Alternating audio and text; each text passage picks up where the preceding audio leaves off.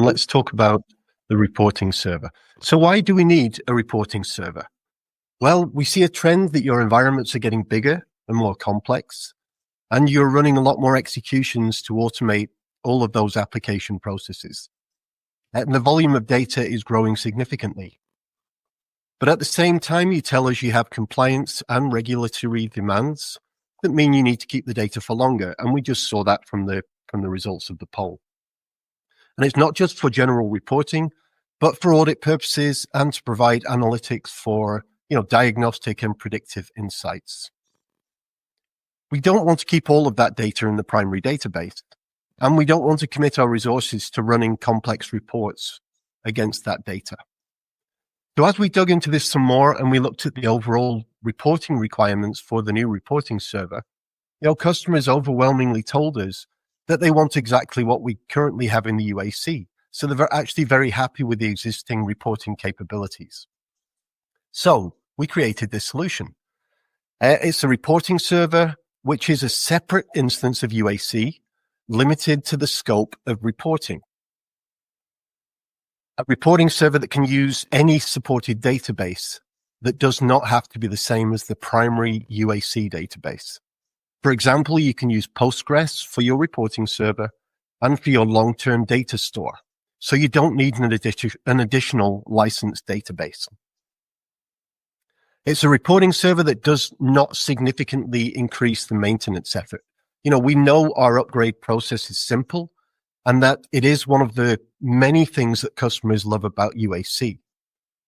The dedicated scope of the reporting server and that simpler environment, we have no OMS, we have no attached agents, means that the upgrade is basically one more step in the process and not significantly adding any more complexity to your upgrade process.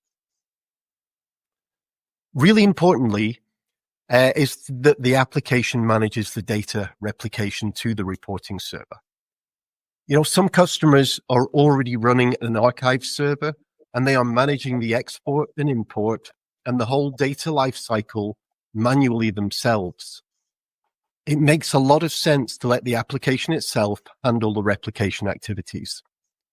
And very importantly, that means there is no data loss, as the data is not purged from your primary UAC until it has been replicated to the reporting server. Also, we have a very elegant way to replicate your data from your existing archive server into the new reporting server. And that means you can take advantage of the new reporting server and still have access to the already collected long-term data that you've collected over the last, period of time. That's really important.